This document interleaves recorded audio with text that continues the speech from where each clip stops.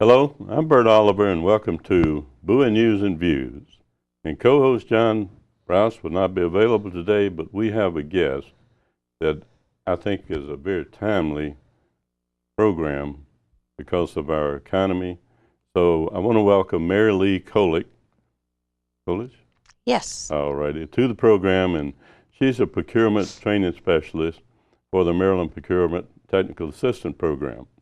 So, Mary Lee, glad to have you. Tell us a little something about you first. I'm a little bit honored here, or I'm a lot honored here, to be representing the Maryland Procurement Technical Assistance Program for the state of Maryland. What about me? I come from Cincinnati, Ohio. Was brought here by a company I worked for in 1976.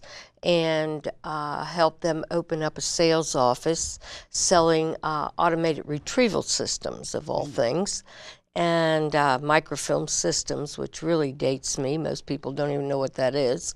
And went to work for two 8A companies for about 20 years, 10 years just about in each.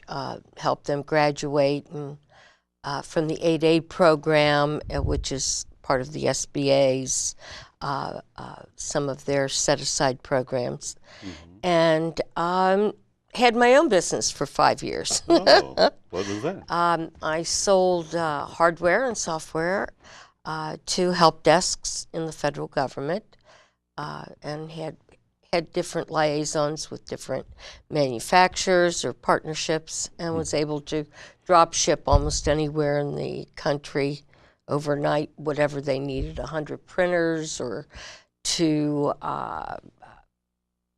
high-speed disk drives or whatever they needed at the time. And as all things happen, good things happen, they change and they go away, and my business did. And that's a whole nother story. But I was very blessed to come on board with the SBDC, Small Business Development Center, at the College of Southern Maryland. Oh. And I was a counselor for them. And they found out that I knew too much about procurement, because I sold to the federal government for 20 years. Huge kludge machines, as we used to call them. And as a result, I was introduced to our state director, Miss Renee Sproul, and to Laura Brown, and the deputy director, and I was put on as a counselor, procurement counselor. And as a trainer, I developed several workshops for them on successful contracting with the federal government, teaming agreements, costing and pricing, and so forth, things that business owners need to be aware of if they're going to go ahead and sell to the federal government. So I've been with them since 2004 with the PTAP. And I feel like I'm giving back to the community. I get to work with small business owners, mid-sized business owners, help them grow their business. What we do is we assist with proposal writing, we assist with making good bid, no bid decisions, we assist with all certifications, whether it be federal, state, or local government. So we do, post-award and, pre-award and post-award type services. And this is, believe it or not, at no cost. Oh, that sounds good. I was thinking of all your background in your own business. It's an ideal opportunity to help other businesses. Oh, yeah, especially on what not to do. That's a biggie. But it's an amazing career path that I took. So I feel, everything I've learned over the years, I've been able to package and give freely to the small businesses. That results into contracts. Over the past several years, our clients have received over $88 million Wow. of federal, state, and local contracts. Now that's Maryland. Just business. Maryland, state of Maryland. Uh-huh. There are 93 PTAP centers around the nation. Ours being a state program, we also report directly into the Small Business Development Center network. Renee Sproul, who's the state director there, she reports into the University of Maryland, who is our employer. I see. So we're out of Baltimore. We're College out Park? of College Park off of Baltimore Avenue. Mm-hmm. Well, a lot of people, you mentioned Southern Maryland College. That's in Calvert County. Well, you have a college in same Southern area. Maryland, headquartered out of La Plata Oh, in Charles County, and you have the Leonardtown branch, and you have the Calvert County branch. And those are the three locations that I do a great deal of my counseling at, as well as here in the city of Bowie every Tuesday. I'm here to assist companies in the area to develop their marketing plan or their strategies on how to sell effectively. well, you know, there's so much more in what I see in your services and goal, but on that particular point, you're here on Tuesdays. Yes. Does the business have to have a certain qualification, a minimum of business or a minimum of employees to, or just they think what a service it could be or product to sell to the federal government, state government, local. So you work with them on that. Can they walk in, or do they have to set up an appointment? To answer your question, that is a major, that covers a whole lot of ground, so to speak. We are like a one-stop shop, being a partner with the SBDC. The Small Business Development Center assists small businesses to to start up, I see. as well as to help them grow and to build the infrastructure that a company needs in order to do business. They also help them with loans, 8A certification, and so forth like that. Likewise, when they get to a certain point, they're referred over to the PTAP if, in fact, that's what they want to do, to work with the federal, state, or local government. Not everybody is ready to work with the federal government. We will do a business assessment to see where you are. And the way we do that right now is you go to our website, which is www.mdptap.org.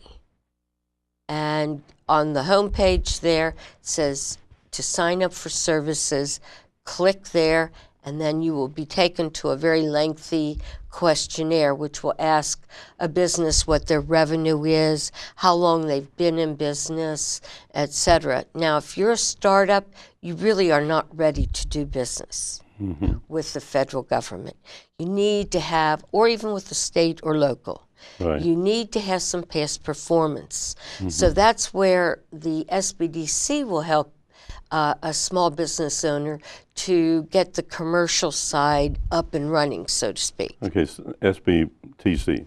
Small Business Development Center. Sorry, I'm in a world of acronyms. I know you get that way, particularly if you deal with the government. And PTAP, of course, I know all of a sudden I've learned is a Procurement Technical Assistance Program, which is a primary interest right now with what information I see you have.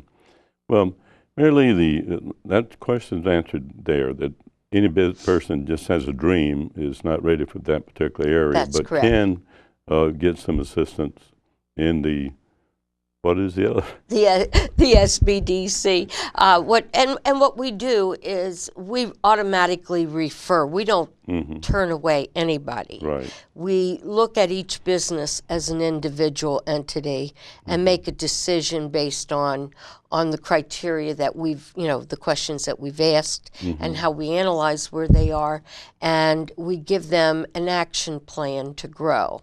And I may have tasks that I'm going to have to provide for the client, and they're given, as I call, homework or action items that they have to complete in order to get themselves in the getting them ready to do business. All righty. May I give an example, and can you assume this is a business that's come to you? They've been in business a while. They're established to some degree. With some of the difficulty in improving their sales this last year particularly, they think now I'll reach out and I want to get some government business. Is any particular, I could give you a couple of 3 businesses, but how about an electrical company, a small electrical company? Oh, wow. There's lots of work out in this state for electrical companies. Number one, you want to have your proper business licenses. You want to have your taxes paid up in the state. You want to be primarily doing business here. You're headquartered here in the state of Maryland. What we would do is, just to give you an idea, the BRAC, which is the military base relocation and closure, is coming to an end, but there's a lot of work still being done in the contracting end as far as building and finishing of construction, finishing of things. So there may be third tier, and I'm going to be talking kind of different language to some people, but you would be a third tier sub to a major contractor. And the PTAP would look at opening doors for an electrical company that had certain things in place to, like with Grunley or with Clark or with Whiting and Turner. We have relationships with them also. They're major contractors. Yes. They'd have the primary contract. Oh, yes. All righty. Oh, yes. And then we would help them get a subcontract if they're qualified, or we would introduce them. We every now and then we have what we call greet and meets, and we'll have a company come in and explain what they're looking for and have qualified contractors there. So they have a one-on-one, be able to present their capabilities. And if you don't know how to present your capabilities, it's more than just giving a piece of paper to someone. It actually explains who and what your business does, and we help people with developing that as well. Capabilities, past performance, bonding, those type of issues. We work with the businesses. You find merely with bonding, which is a requirement in a good many public services contract, I'm sure, are the small business people having difficulty getting bonded? It comes to an insurance company, I imagine. Isn't that correct? There are, what we do is we don't assist with the bonding itself, Well, I understand. but we have professional groups that we recommend them to go and look at. Okay.